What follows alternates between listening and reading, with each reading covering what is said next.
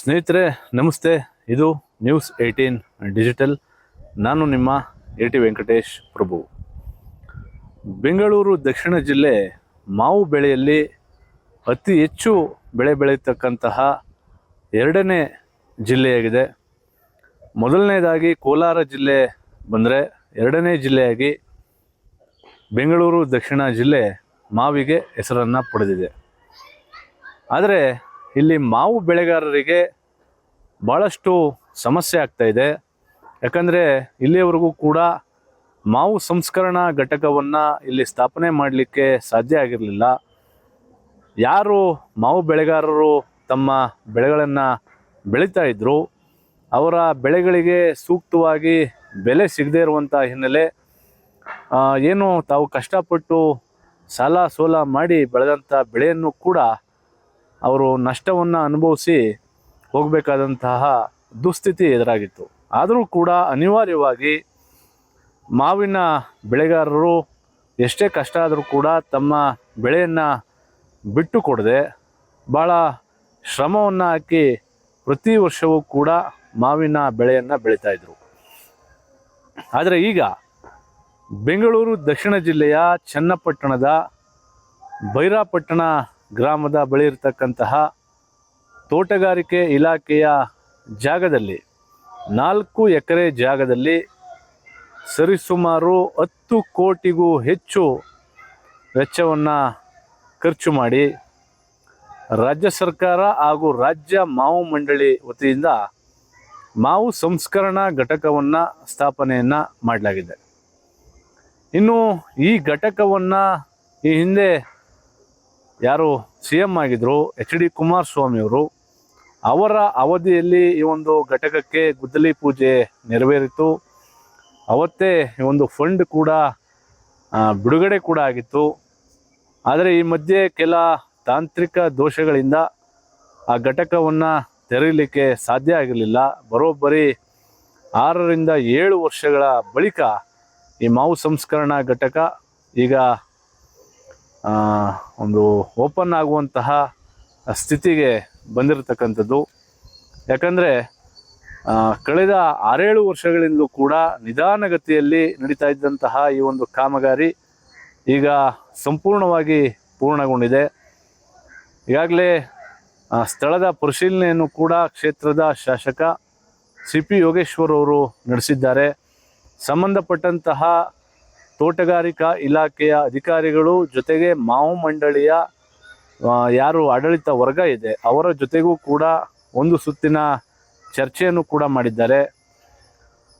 ಇನ್ನೊಂದು ತಿಂಗಳಲ್ಲಿ ಚನ್ನಪಟ್ಟಣದ ಬೈರಾಪಟ್ಟಣ ಬಳಿ ಇರತಕ್ಕಂತಹ ಮಾವು ಸಂಸ್ಕರಣಾ ಘಟಕವನ್ನು ಉದ್ಘಾಟನೆ ಮಾಡಲಿಕ್ಕೂ ಕೂಡ ಈಗಾಗಲೇ ಎಲ್ಲ ರೀತಿಯ ತಯಾರಿಗಳು ಕೂಡ ನಡೆದಿದೆ. ಇದು ಜಿಲ್ಲೆಯ ಮಾವು ಬೆಳೆಗಾರರಿಗೆ ನಿಜಕ್ಕೂ ಕೂಡ ಸಿಕ್ಕಂತಹ ಸಿಹಿ ಸುದ್ದಿ. ಯಾಕಂದರೆ ಭಾಳಷ್ಟು ವರ್ಷಗಳಿಂದಲೂ ಕೂಡ ಈ ಭಾಗದಲ್ಲಿ ಮಾವು ಸಂಸ್ಕರಣಾ ಘಟಕ ಆಗಬೇಕು ಅಂತೇಳಿ ಸಾಕಷ್ಟು ಹೋರಾಟಗಳು ಕೂಡ ನಡೆದಿದ್ವು. ಆದರೆ ಈಗ ಅಂತಿಮವಾಗಿ ಚನ್ನಪಟ್ಟಣದಲ್ಲಿ ಒಂದು ಮಾವು ಸಂಸ್ಕರಣಾ ಘಟಕ ಪ್ರಾರಂಭ ಆಗಲಿಕ್ಕೆ ಎಲ್ಲ ರೀತಿಯ ಸಿದ್ಧತೆಗಳು ಕೂಡ ನಡೆದಿದೆ. ಚನ್ನಪಟ್ಟಣ ತಾಲೂಕು, ನಮ್ಮ ತಾಲೂಕಿನ ಬೈರಾಪಟ್ಟಣ ಗ್ರಾಮದಲ್ಲಿ ಹೊಂದ್ಕೊಂಡಾಗಿರ್ತಕ್ಕಂಥ ತೋಟಗಾರಿಕೆ ಪ್ರದೇಶದಲ್ಲಿ ಇವತ್ತು ಬೈರಾಪಟ್ಟಣ ಬಹು ತೋಟಗಾರಿಕೆ ಉತ್ಪನ್ನಗಳ ಕೊಯ್ಲೋತ್ತರ ನಿರ್ವಹಣಾ ಕೇಂದ್ರ, ಅಂದರೆ ರೈತ ಬೆಳೆದ ಮೇಲೆ ಅದನ್ನು ತಂದು ವ್ಯಾಲ್ಯೂ ಆ್ಯಡೆಡ್ ಮಾಡಲಿಕ್ಕೆ ಒಂದು ಫೆಸಿಲಿಟಿನ ಸರ್ಕಾರದಿಂದ ಇವತ್ತು ಕ್ರಿಯೇಟ್ ಮಾಡಿದ್ದೀವಿ. ಅದರ ಉದ್ಘಾಟನೆ ಪ್ರಾರಂಭ ಆದಷ್ಟು ಬೇಗ ಈ ತಿಂಗಳಲ್ಲೇ ಮಾಡ್ತಕ್ಕಂಥ ಪ್ರಯತ್ನ ಮಾಡ್ತೀವಿ. ನಮ್ಮ ಜಿಲ್ಲಾ ಮಂತ್ರಿಗಳು, ನಮ್ಮ DCM ಸಾಹೇಬರು ಮತ್ತು ತೋಟಗಾರಿಕಾ ಸಚಿವರು ಅವರ ಮಗನ ಚುನಾವಣೆಯಲ್ಲಿ ಬ್ಯುಸಿ ಇದ್ದರು. ಅವರನ್ನು ಕೂಡ ಡೇಟ್ ತಗೊಂಡು ಈ ತಿಂಗಳೇ ಇದನ್ನು ಸಾರ್ವಜನಿಕ ಬಳಕೆಗೆ ಬರೋ ರೀತಿ ಮಾಡಬೇಕು ಅಂತೇಳಿ ಅಧಿಕಾರಿಗಳ ಸಭೆ ಕರೆದು ಮಾಧ್ಯಮದ ಮುಖಾಂತರ ಜಿಲ್ಲೆಯ ಜನತೆಗೆ ತಿಳಿಸ್ಬೇಕು ಅಂತೇಳಿ ನಾವು ಇವತ್ತು ನಿಮ್ಮನ್ನೆಲ್ಲ ಕರೆದಿದ್ದೀವಿ.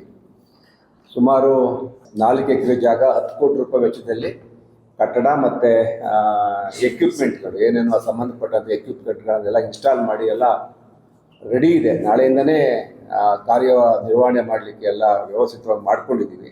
ಈ ಕೇಂದ್ರವನ್ನು ಕರ್ನಾಟಕ ರಾಜ್ಯ ಮಾವು ಅಭಿವೃದ್ಧಿ ನಿಗಮ ಮತ್ತು ಮಂಡಳಿಯಲ್ಲಿ ಮೂಲಕ ಇದನ್ನು ಪ್ರಾರಂಭ ಮಾಡಲಾಗಿದೆ, ನಿರ್ಮಾಣ ಮಾಡಲಾಗಿದೆ.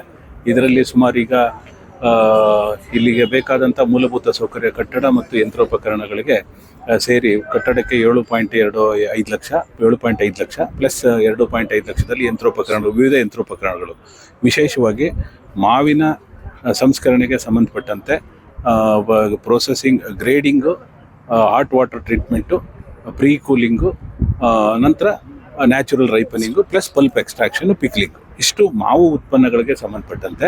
ಪಿಕ್ಲಿಂಗ್ ಬೇರೆ ಉತ್ಪನ್ನಗಳನ್ನು ಕೂಡ ಪಿಕಲ್ ಮಾಡೋದು, ಉಪ್ಪಿನಕಾಯಿ ಮಾಡೋದಾದರೆ ಮಾಡಲಿಕ್ಕೆ ಅವಕಾಶವನ್ನು ಮಾಡಲಾಗಿದೆ. ಅದೇ ರೀತಿ ನಮ್ಮ ಜಿಲ್ಲೆಯ ಮತ್ತೊಂದು ಪ್ರಮುಖ ಬೆಳೆ ಆದಂಥ ತೆಂಗು ಬೆಳೆಗೆ ಸಂಬಂಧಪಟ್ಟಂತೆ ವರ್ಜಿನ್ ಕೋಕೋನಟ್ ಆಯಿಲ್ನ ಉತ್ಪಾದನೆ ಮಾಡುವಂಥದ್ದು, ಅದರ ಜೊತೆಗೆ ಇದು ಡೆಸಿಕೇಟೆಡ್ ಕೋಕೋನಟ್ ಪೌಡರ್ ಮತ್ತು ಕೋಕೋನಟ್ ಮಿಲ್ಕನ್ನು ಉತ್ಪಾದನೆ ಮಾಡುವಂಥದ್ದು, ಇತರೆ ಯಾವುದಾದ್ರೂ ಕಾಳುಗಳಿದ್ದರೆ, ಎಣ್ಣೆ ಕಾಳುಗಳಿದ್ದರೆ ಅದರ ಎಣ್ಣೆಯನ್ನು ತೆಗೆಯಲಿಕ್ಕೆ ಅವಕಾಶವನ್ನು ಮಾಡುವಂಥ ಮೂಲಭೂತ ಸೌಕರ್ಯಗಳನ್ನ ಇಲ್ಲಿ ಸೃಜನೆ ಮಾಡಲಾಗಿದೆ. ಅದೇ ರೀತಿ ಬೇಬಿಕಾರ್ನ್ ಪ್ರೊಸೆಸಿಂಗ್ಗೆ ಸಂಬಂಧಪಟ್ಟಂಗೆ ಮತ್ತು ಈ pulp, mango pulp extraction, mango ಪಲ್ಪನ್ನು ಪ್ರತಿ ಗಂಟೆಗೆ 500 kgಯಷ್ಟು ಪಲ್ಪನ್ನು ಎಕ್ಸ್ಟ್ರಾಕ್ಟ್ ಮಾಡೋ ಸಾಮರ್ಥ್ಯದ ಒಂದು ಸಂಸ್ಕರಣಾ ಘಟಕವನ್ನು ಇಲ್ಲಿ ಪ್ರಾರಂಭ ಮಾಡ್ತಾ ಇದ್ದೀವಿ. ಇದಕ್ಕೆ ಸಂಬಂಧಪಟ್ಟಂತೆ ಏನು ಅಭಿವೃದ್ಧಿ ಯಾವ ಹಂತದಲ್ಲಿ ಇದೆ ಅನ್ನೋದ್ರ ಬಗ್ಗೆ ಈ ದಿನ ಚನ್ನಪಟ್ಟಣದ ನನ್ನ ಜನಪ್ರಿಯ ಮತ್ತು ಗೌರವಾನ್ವಿತ ಶಾಸಕರಾದಂಥ CP ಯೋಗೇಶ್ವರ್ ಸಾಹೇಬರು ಬಂದು ಇದನ್ನು ಪರಿಶೀಲನೆ ಮಾಡಿದ್ದಾರೆ. ಇದನ್ನು ಈಗ ಲೋಕಾರ್ಪಣೆ ಮಾಡಬೇಕಾಗಿರೋದ್ರಿಂದ ತ್ವರಿತವಾಗಿ ದಿನಾಂಕವನ್ನು ನಿಗದಿಗೊಳಿಸಿ ಇದು ಸಾರ್ವಜನಿಕರ ಉಪಯೋಗಕ್ಕೆ ಬರಬೇಕು ಅನ್ನೋ ನಿಟ್ಟಿನಲ್ಲಿ ಅಧಿಕಾರಿಗಳಿಗೆ ಸೂಚನೆಯನ್ನು ಕೊಟ್ಟು ಇದನ್ನು ತ್ವರಿತವಾಗಿ ಪ್ರಾರಂಭ ಮಾಡಲಿಕ್ಕೆ ನಿರ್ದೇಶನ ಕೊಟ್ಟಿರೋ ವಿಷಯವನ್ನು ತಮ್ಮ ಗಮನಕ್ಕೆ ಮಾಧ್ಯಮಗಳ ಗಮನಕ್ಕೆ ತರಲಿಕ್ಕೆ ಬಯಸ್ತೇನೆ. ಈ ಒಂದು ಸಂಸ್ಕರಣಾ ಘಟಕವನ್ನು ಒಂದು ಖಾಸಗಿ ಕಂಪನಿಗೆ ಈಗಾಗಲೇ ಗುತ್ತಿಗೆ ಆಧಾರದಲ್ಲಿ ಅವರಿಗೆ ಒಂದು ನಿರ್ವಹಣೆಯನ್ನು ಮಾಡಲಿಕ್ಕೆ ಕೊಟ್ಟಿದ್ದಾರೆ. ಇಲ್ಲಿ ಮಾವು, ಬಾಳೆ, ತೆಂಗು, ಇನ್ನಿತರೆ ಹಣ್ಣುಗಳ ರಸವನ್ನು ಕೂಡ ಇಲ್ಲಿ ತೆಗಿತಕ್ಕಂತಹ, ಅದನ್ನು ಏನು ಸಂಬಂಧಪಟ್ಟಂತಹ ಒಂದು ವ್ಯಾಲ್ಯೂ ಆ್ಯಡೆಡ್ಸ್ ಅಂತ ನಾವೇನು ಕರಿತೀವಿ, ಅದಕ್ಕೆ ಬೇಕಾದಂತಹ ಒಂದಿಷ್ಟು ಅದು ಕೆಡದೇ ಇರೋ ರೀತಿಯಲ್ಲಿ ಅದನ್ನು ಪ್ಯಾಕಿಂಗ್ ಮಾಡಲಿಕ್ಕೂ ಕೂಡ ಎಲ್ಲ ರೀತಿಯ ವ್ಯವಸ್ಥೆಯನ್ನು ಕೂಡ ಮಾಡಲಾಗ್ತಾ ಇದೆ. ಹಾಗಾಗಿ ಇದು ಬಹಳ ಒಂದು ಒಳ್ಳೆಯ ಕಾರ್ಯಕ್ರಮ ಅಂತೇಳಿ ಈ ಭಾಗದ ರೈತರು ಕೂಡ ಅಭಿಪ್ರಾಯವನ್ನು ಪಟ್ಟಿದ್ದಾರೆ. ನಿರ್ಭೀತ, ನಿಷ್ಪಕ್ಷಪಾತ, ವಿಶ್ವಾಸಾರ್ಹ ಸುದ್ದಿಗಳಿಗೆ ಮತ್ತೊಂದು ಹೆಸರಾಗಿರುವ ನ್ಯೂಸ್ 18 ಕನ್ನಡ ಈಗ ಆಪ್ನಲ್ಲೂ ಲಭ್ಯವಿದೆ. ದಯವಿಟ್ಟು ಇಲ್ಲಿರುವ QR ಕೋಡ್ ಸ್ಕ್ಯಾನ್ ಮಾಡಿಕೊಂಡು ಆಪ್ ಡೌನ್ಲೋಡ್ ಮಾಡೋದಕ್ಕೆ ಮರಿಬೇಡಿ. ನಿಮ್ಮ ಬೆಂಬಲ ಹೀಗೆ ಸದಾ ನಮ್ಮೊಂದಿಗಿರಲಿ. ಧನ್ಯವಾದ.